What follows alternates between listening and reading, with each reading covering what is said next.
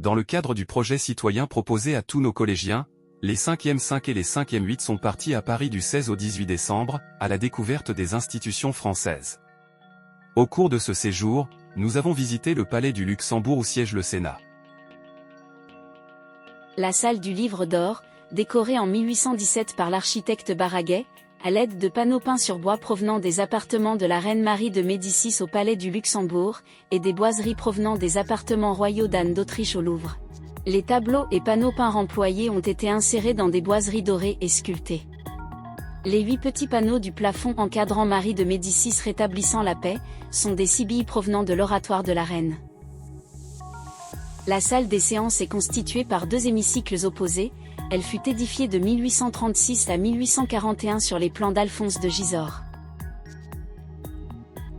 La bibliothèque a été réalisée par Alphonse de Gisors. Elle comprend 2 galeries de part et d'autre d'un vestibule central, coiffé d'une coupole sur pendentif. Les caissons du plafond de la travée sont de Louis-Antoine Risenay, ceux de la travée ouest, de Camille Roqueplan. Dans la coupole, Eugène Delacroix a peint entre 1841 et 1846, les limbes décrits par Dante au 4e chant de son Enfer, représentant les grands hommes de l'Antiquité.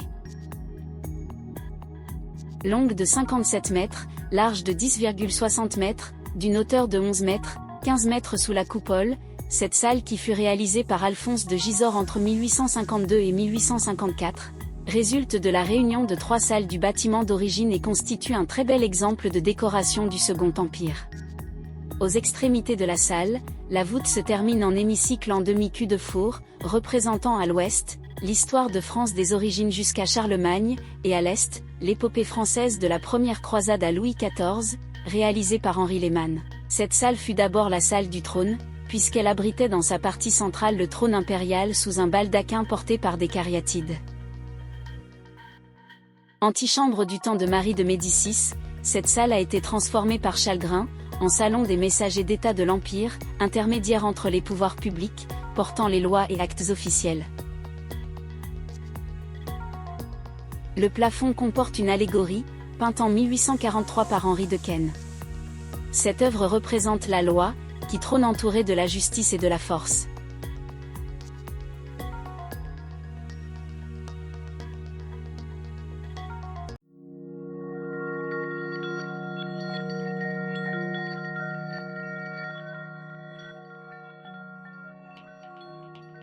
Nous nous sommes ensuite rendus à l'Assemblée nationale, où notre groupe a fait une remarquable entrée.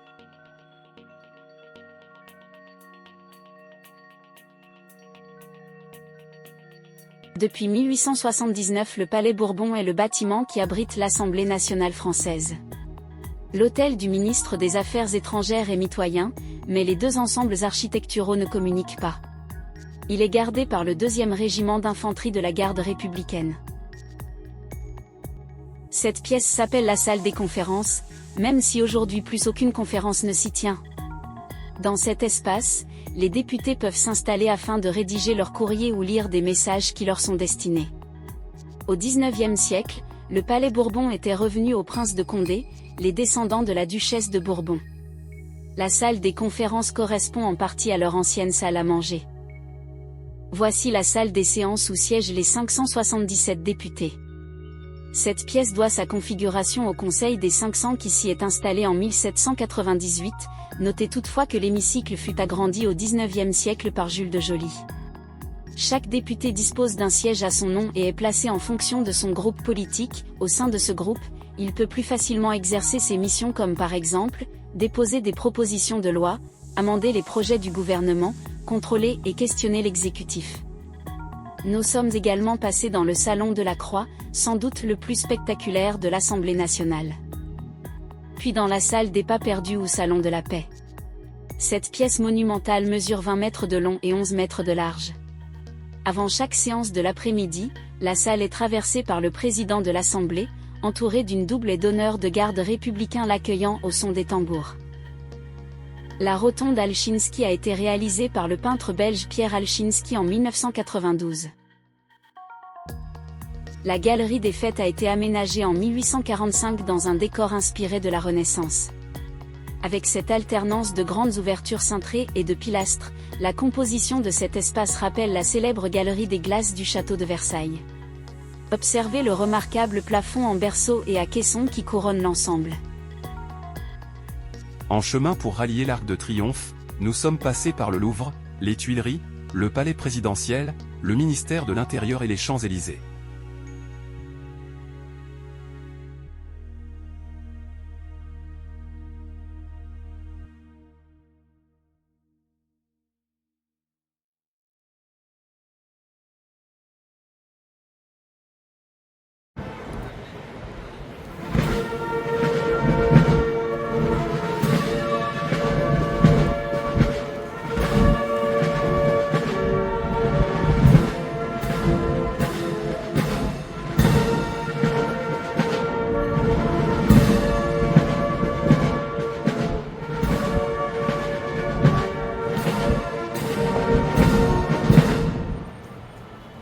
Avant de commencer le ravivage de cette flamme qui brille depuis plus d'un siècle, rappelons la signification de cette cérémonie.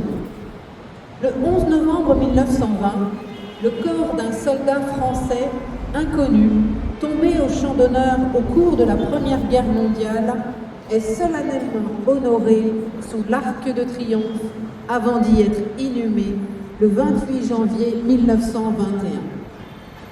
2 années plus tard, afin que soit perpétué le souvenir de ce soldat et rappeler la valeur de son sacrifice, il est décidé qu'une flamme brillerait en permanence au-dessus de sa tombe et l'envelopperait ainsi, de jour comme de nuit, d'une immortelle solennité. C'est André Maginot, alors ministre de la Guerre et des Pensions, qui a l'honneur d'allumer la flamme le 11 novembre 1923. Depuis cette date, elle est ravivée chaque soir à l'occasion de la cérémonie que nous allons vivre ensemble avec émotion. Cette flamme nous rappelle le sacrifice d'1 400 000 soldats qui ont donné leur vie pour leur patrie entre 1914 et 1918 et ont contribué ainsi à la victoire. Il convient d'y associer les soldats blessés, les veuves, les orphelins et tous les citoyens qui ont été lourdement éprouvés. Tous ces sacrifices, dans les corps et dans les cœurs, ont cimenté la nation française à laquelle nous appartenons aujourd'hui. Cette flamme nous invite également à rendre hommage aux soldats tombés au cours de la Seconde Guerre mondiale, de la guerre d'Indochine, en Corée, en Afrique du Nord et au cours des récentes opérations extérieures. Initiés par les anciens combattants, voulant honorer leurs frères d'armes disparus, ce ravivage est aujourd'hui l'expression de la gratitude de toute la nation à l'égard de ceux qui sont tombés pour que vive la France. La flamme sous l'Arc de Triomphe est devenue la flamme de la nation, montrant ainsi que nous sommes tous chargés d'entretenir la mémoire du sacrifice et de l'héroïsme de nos combattants. Cette flamme nous inspire enfin la reconnaissance à l'égard des soldats qui, aujourd'hui comme hier, servent la France, parfois au péril de leur vie. Notre présence ce soir nous engage donc, chacun à notre place, à servir notre pays dans nos actions quotidiennes. C'est un témoignage fort de notre appartenance à la nation. Par notre attitude digne et respectueuse, nous allons rendre hommage dans le recueillement au courage et à l'héroïsme de ces soldats pour lesquels cette flamme brille maintenant depuis plus d'un siècle. Ce soir participe à la cérémonie le Conseil supérieur de la fonction militaire qui fête son 55e anniversaire. Nous avons également ce soir parmi nous le 48e régiment de transmission d'Agen. le lycée Saint-Paul-Bourdon-Blanc d'Orléans, ainsi que le collège Saint-Régis-Saint-Michel du Puy-en-Velay. Les hymnes et les sonneries réglementaires ce soir sont interprétés par la musique de la garde républicaine. Des militaires de l'opération Sentinelle, appartenant au 1er régiment chasseurs parachutistes basé à Pamiers, ainsi que des fonctionnaires de la préfecture de police assurent la sécurité du site.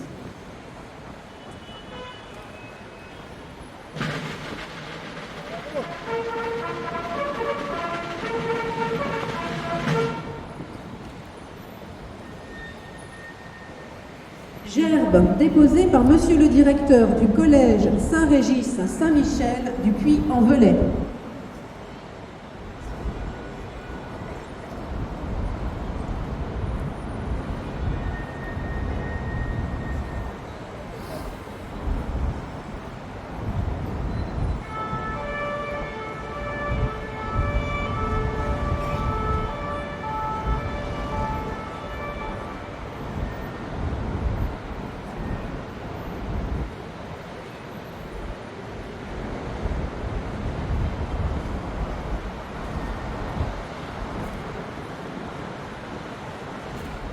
Gerbe déposée par Monsieur le contrôleur général des armées, secrétaire général du Conseil supérieur de la fonction militaire.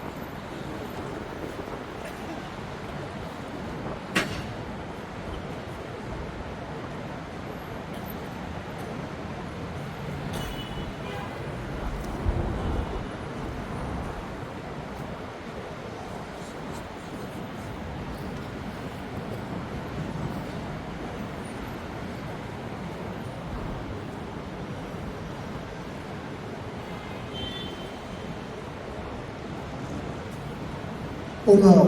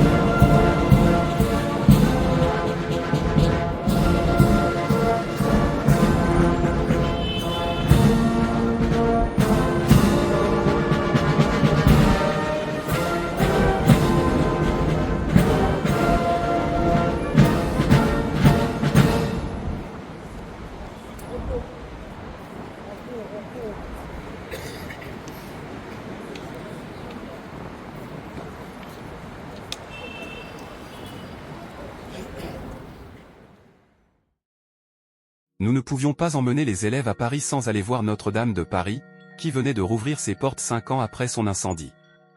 Par chance, nous avons pu entrer et découvrir l'intérieur du bâtiment. Commencée sous l'impulsion de l'évêque Maurice de Sully, sa construction s'étend sur environ 2 siècles, de 1163 au milieu du XIVe siècle. Après la Révolution française, la cathédrale bénéficie entre 1845 et 1867 d'une importante restauration, parfois controversée, sous la direction de l'architecte Eugène Viollet-le-Duc, qui y incorpore des éléments et des motifs inédits, dont une nouvelle flèche. Le violent incendie du 15 avril 2019 détruit la flèche et la totalité de la toiture couvrant la nef, le chœur et le transept. Il s'agit du plus important sinistre subi par la cathédrale depuis sa construction. Dès lors, Notre-Dame a été fermée au public. La cérémonie officielle de réouverture de Notre-Dame a lieu le 7 décembre et l'ouverture au public le 8 décembre 2024.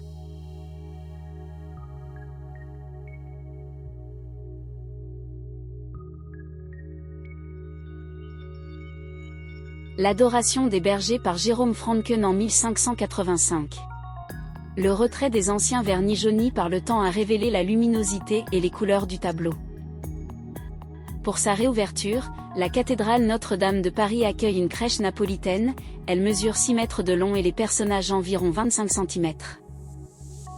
La chapelle Notre-Dame des Sept Douleurs et la chasse reliquaire de Sylvain Dubuisson.